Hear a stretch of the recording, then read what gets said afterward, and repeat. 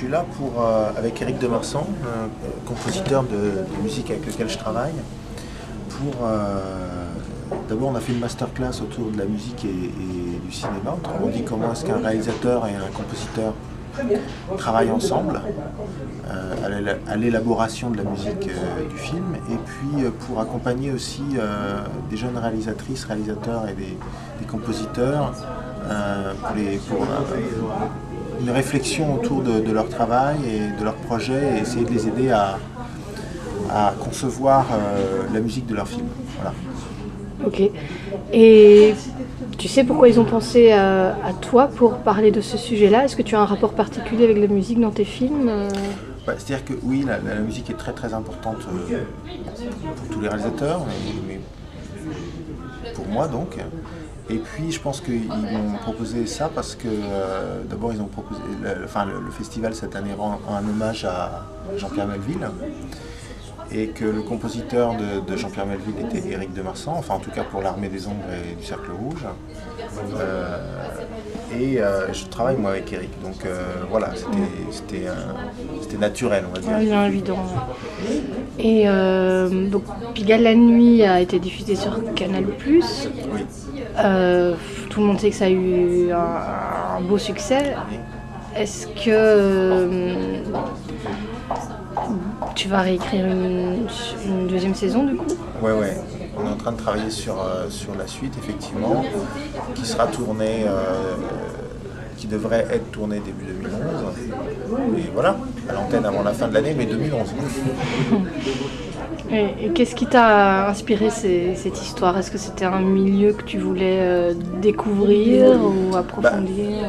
Ouais, c'est-à-dire que moi je suis un passionné de séries, de films évidemment, mais de séries aussi. Et à mon avis, une bonne série est une bonne proposition d'humanité, c'est-à-dire des beaux personnages. Alors c'est vrai pour des films, mais c'est encore plus vrai pour des séries où on va développer des psychologies de personnages sur 8 heures, 10 heures, 12 heures, voire plus s'il y a plusieurs saisons. Enfin bon, voilà. Donc, on part vraiment des personnages. Et pour trouver ces beaux personnages, on cherche ce qu'on appelle dans le jargon des séries un peu une arène idéale. Alors ça peut être un commissariat, mais ça a déjà été fait dans les séries.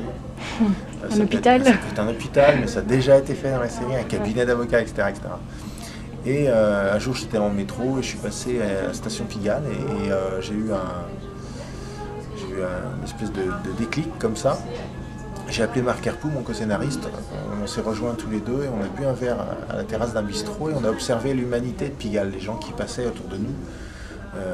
Et on s'est très vite mis d'accord sur le fait que Pigalle était une très très belle arène pour raconter des destins de très très beaux personnages. Oui. C'est vraiment le point de départ. Alors, donc l'arène, c'est vraiment le jargon de la série. Oui, enfin, c'est notre jargon en tout cas, Marc et à moi. Ouais. C'est le territoire sur lequel... oui, qui influence les personnages, absolument. Dans l'histoire des séries, il y a plein de territoires comme ça. Le territoire de Twin Peaks, par exemple, qui est une petite ville, la série de David Lynch. On s'en parlait du Prisonnier. Je me souviens de Prisonnier, cette série avec Patrick McGowan dans les années 60. Ça s'appelait Le Village d'ailleurs. Tout ça, ce sont des territoires particuliers. Lost, l'île sur laquelle se déroule quasiment la totalité des événements, voilà, c'est un autre territoire idéal. Et c'est bien, tu parles fort parce qu'il y a du bruit derrière. Donc, qu'est-ce que je voulais dire? Tu es arrivé donc là, tu as eu un déclic et du coup après, est-ce que vous avez passé beaucoup de temps à vous imprégner du milieu, à observer? Je ne dis pas forcément fréquenter les lieux, mais... Un petit peu quand même, c'est-à-dire que moi je ne connaissais pas du tout Pigalle. Et donc voilà, la première chose qu'on s'est dit avec Canal, c'est qu'il fallait qu'on apprivoise le quartier. Parce en fait, on avait fait Les Oubliés avec Marc avant, enfin j'avais réalisé Les Oubliés, on l'avait écrit ensemble, mais j'avais réalisé ça. Et l'équipe de Fabrice de la Patelière chez Canal+ avait beaucoup aimé Les Oubliés. Ils avaient envie de travailler avec nous et ils nous ont demandé est-ce que vous avez des séries, est-ce que vous avez des projets? Alors avec Christine de Bourbon-Busset chez Lincoln TV, notre productrice, on a réfléchi, puis on leur a proposé Pigalle. Voilà. Et donc, la première chose à faire, effectivement, ne connaissant pas Pigalle, c'était d'apprivoiser un petit peu le quartier. Donc, ils nous ont loué un appartement dans Pigalle pendant 5 mois. Et on n'a pas commencé à écrire tout de suite. On a d'abord couvert les murs de post-it, d'idées de personnages, d'idées d'intrigues. Et puis, on a donc fait connaissance avec le quartier et l'humanité qui compose ce quartier. Ok, donc c'était vraiment immersion. Un plongeon. Ouais, parce que j'ai un ami producteur qui m'a dit mais c'est pas du tout réaliste, ils ont jamais mis les pieds dans Pigalle, mais il est jaloux peut-être. Oui, c'est sans doute de la jalousie. Enfin, je sais pas si c'est de la jalousie. Il a un petit peu, il a tort et il a raison. C'est-à-dire que bon, après, vous avez peut-être transcendé ce que vous avez vu, voilà. Absolument. Ouais. L'idée n'était surtout de ne pas faire un documentaire, une série hyper réaliste sur Pigalle, parce que on ne tient pas 8 heures avec le Pigalle d'aujourd'hui, quand même assez dur, assez glauque par moment. Même s'il y a une belle humanité, des beaux personnages, c'est quand même un quartier difficile et dur, surtout la nuit et surtout à 2 h du matin. Donc voilà, on ne voulait pas de ça, on ne voulait pas faire une série que noire, que glauque, surtout pas. Et j'avais très envie de faire une série qui soit pas vulgaire, qui soit pas... oui, parce que la vulgarité peut vite être... ça tient qu'à un fil. Absolument, ça tient qu'à un fil. Et en même temps, une série qui s'appelle Pigalle, il faut quand même tenir un minimum de promesses. Ouais. Donc on s'est immergé dans Pigalle, on s'est immergé dans cette noirceur là, dans ce côté fête à Pigalle, mais aussi ce côté un peu glauque, pour ensuite le transcender, évidemment, pour mieux comprendre Pigalle, le décaler légèrement et faire une proposition qui soit un peu plus glamour que la réalité, bien entendu, sinon ça n'a pas de sens. Alors donc ton ami producteur, je ne sais pas s'il est jaloux, mais en tout cas il a pas complètement tort, ce n'est pas la réalité, mais on a fait notre travail, contrairement à ce qu'il a l'air de dire. Bon, moi qui ai eu le plaisir de passer 2 jours sur le tournage, j'ai vu un petit peu comment ça se passait et vous avez gardé un côté réaliste dans la manière de tourner, c'est-à-dire pas forcément couper le passage des piétons, laisser une libre circulation, tourner beaucoup de caméras à l'épaule. Voilà, il y avait quand même un parti pris. C'était un parti pris très fort, parce que l'histoire qu'on raconte est quand même très barrée. Et pour qu'on croie à cette histoire où on mélange la réalité, le mythe, le réalisme et l'onirisme, on avait besoin de... Même si encore une fois on a triché un peu sur la caractérisation du quartier de Pigalle, on avait besoin de dire aux téléspectateurs, voilà, tout ceci existe réellement. On a besoin que les téléspectateurs y croient. Donc effectivement, on a plongé nos comédiens avec des micros HF très légers, loin de la caméra. Nous, on a filmé en 35 mm en longue focale.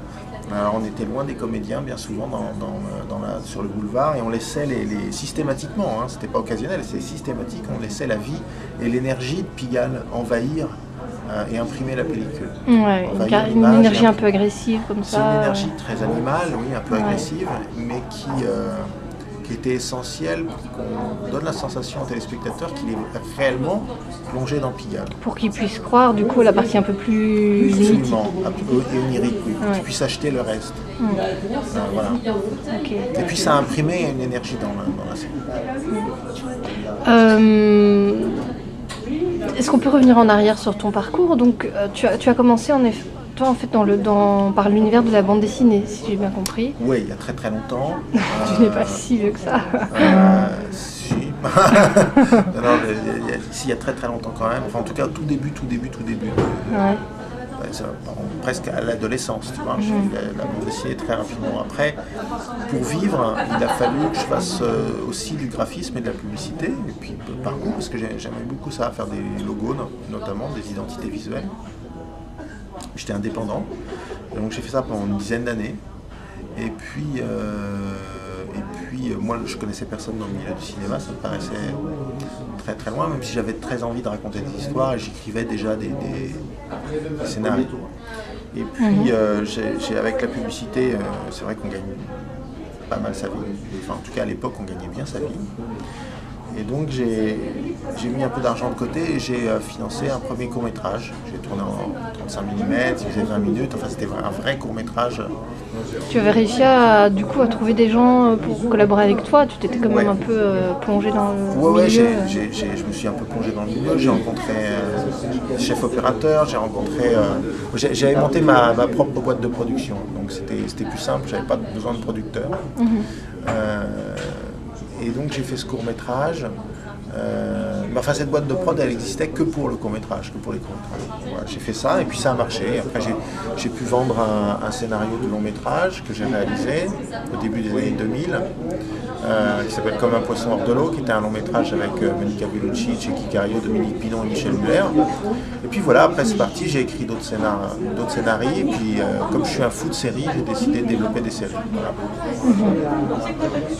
Et ta collaboration avec Marc Herpoux, comment ça s'est installé Ça s'est installé, on s'est rencontrés, on est potes avant tout, on s'est rencontrés... Je travaillais sur un scénario pour un réalisateur qui s'appelle Didier Le Pêcheur. Oui, je connais. Et il devait faire un troisième long métrage et je travaillais sur ce scénario avec lui. Et puis le producteur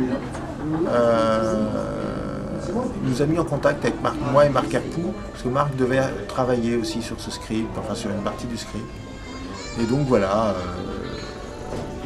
on s'est rencontrés autour de ce projet. Et puis le projet a été abandonné par le producteur ou il n'a pas trouvé le financement, enfin je ne sais plus. Le projet ne s'est pas fait en tout cas, mais on est resté en contact avec Marc. Et puis on a sympathisé parce qu'on a le même univers, c'est devenu un pote. Et puis quand il a fallu écrire Les Oubliés, j'avais vendu le concept à la boîte de production, il fallait écrire 6 épisodes. Et ma foi, j'avais pas vraiment envie de l'écrire tout seul. Et donc j'ai proposé à Marc de me rejoindre sur cette aventure. Et puis ça s'est tellement bien passé que évidemment maintenant on continue sur Pigalle et sur la suite, en tout cas en ce qui concerne les séries. C'est une chance quand même de pouvoir travailler à deux. Comment vous faites C'est une chance quand ça se passe bien. Voilà, c'est ça. Je veux dire, d'avoir trouvé le partenaire. C'est une véritable arme, oui. Ouais. Après, comme on fait, c'est un peu aussi de la chimie. Hein. Alors la chimie, moi je suis pas chimiste, mais en tout cas je sais que cette alchimie là, elle fonctionne, oui, effectivement. Pourquoi ? Je pense que d'abord on a mis nos égos de côté. On a d'abord effectivement le même univers, les mêmes références, ça peut aider. On n'est pas toujours d'accord, on n'est pas tout à fait la même sensibilité, on n'est pas tout à fait... Et c'est pour ça qu'on se complète. Et qu'on arrive à faire des choses il me semble intéressantes, oui. Mais comment on travaille, alors on construit tout ensemble, hein, vraiment. Au début du projet on fait de la construction ensemble, la structure, on construit nos petits Legos, puis ensuite on commence à faire le gros œuvre et la structure de la maison. Bon, après pour la déco et tout ça, des fois c'est moi qui fais, des fois c'est lui qui fait, ça dépend. Pour Pigalle par exemple, j'ai écrit les dialogues tout seul parce que il commençait à travailler sur la série que je dois faire après. Voilà. Et donc ensuite je l'ai rejoint sur la structure de la prochaine série. Enfin bon, voilà. C'est très très évolutif et il n'y a pas de règles vraiment. Donc l'un comme l'autre peut très bien s'occuper de l'écriture proprement dite, des dialogues, etc. Oui, même si à la fois c'est toujours moi qui reprends la dernière version parce que comme je réalise, je finis toujours par mettre ma patte définitive. Voilà. Lui se cantonne vraiment au métier de scénariste, il n'a pas de frustration à ne pas participer à la réalisation Je crois pas, non. Alors peut-être qu'il réaliserait un jour. Il a peut-être je crois qu'il a des envies, mais il n'est pas du tout frustré. En tout cas, je ne crois pas qu'il soit frustré quand il voit Les Oubliés au Pigalle. Oui, puis il venait sur le tournage, il participait il n'est pas venu beaucoup, en tant que spectateur. Oui, en tant que spectateur, mais il est venu 4-5 fois, pas plus. Ah bon, j'ai eu la chance de le voir. T'as eu la chance de le voir. Ouais. Alors, non, il est venu 5-6 fois. Ouais. Mais pas tellement plus, non, parce que justement, il avait du travail, il écrivait autre chose. Je crois pas qu'il soit frustré, non. C'est pas le genre de Marc Herpoux d'être frustré. Oui, non, frustration, c'est peut-être pas le bon mot, mais voilà, il a peut-être d'autres ambitions peut-être pour plus tard. Je pense qu'il a envie de se confronter à la réalisation. Ouais. Maintenant, il faut qu'il trouve le bon projet. Enfin, c'est à lui qu'il faut poser la question. Exactement. Et donc là, ça y est, vous avez écrit votre série. Oui, je suis en train de finir. C'est un téléfilm ou une série? C'est une série, c'est un 6x52 qui s'appelle Signature pour France Télévisions. Je suis en train d'écrire la dernière version et j'ai plus qu'un épisode dialogué à écrire. Il y a une version qui existe déjà, qui a été dialoguée par Marc, justement d'après un traitement et une construction qu'on a encore une fois conçue ensemble. Il a écrit la première version des dialogues et je suis en train de réécrire une nouvelle version. Voilà. Ok, donc ce film va se passer à la Réunion. La série va se passer à la Réunion. Ouais, c'est une mini-série. Ça va se passer à la Réunion exclusivement, 100% réunionnais. Okay. C'est un thriller très noir. Pourquoi? Vous avez une connaissance de la Réunion? Non, pas du tout. Mais pour une raison. Donc c'est une île volcanique. Signature raconte l'histoire d'un ex-enfant sauvage qui a une quarantaine d'années aujourd'hui, qui sera Sami Bouadjila, et qui aujourd'hui à La Réunion est un pêcheur, il ne sait pas lire, il ne sait pas écrire, et voilà, il tue des gens sur l'île. C'est un meurtrier, c'est un assassin, enfin c'est un meurtrier. Et donc c'est un thriller assez violent, et l'île est très violente. D'abord, alors donc on parle de la place de l'homme et de la nature, à partir de quand on est un homme, à partir de quel moment on redevient éventuellement un animal, quelle est la part d'animalité qu'il y a en nous, quelle est la part de sauvagerie qu'il y a dans l'homme. Donc l'île exprime vraiment ça. C'est très dur ça a été très dur de construire, l'homme construise des ponts, des routes sur l'île, parce que c'est une île très sauvage. On arrive très vite dans les hauts, dans ces montagnes, qui sont avec des coins inaccessibles. L'île est volcanique, il y a des éruptions de violence. Ces éruptions de violence, là, moi, elles m'intéressent parce que le personnage principal a des éruptions de violence aussi. La cendre m'intéresse. Oui, toujours un rapport entre le milieu et le personnage. Oui, il faut que tout ait un sens. On ne va pas sur l'île de la Réunion pour raconter cette histoire parce qu'il fait beau, parce qu'on aime les palmiers. Non, tout a un sens. Ouais. Voilà, y compris le choix, évidemment, des décors. Bon, je vous souhaite de passer un bon tournage et puis autant de succès que Pigalle. Ça va être difficile parce que le succès de Pigalle était très très important. On va essayer de faire aussi bien. Ok, bon. Et bonne fin de séjour à Angers. Merci. Bon.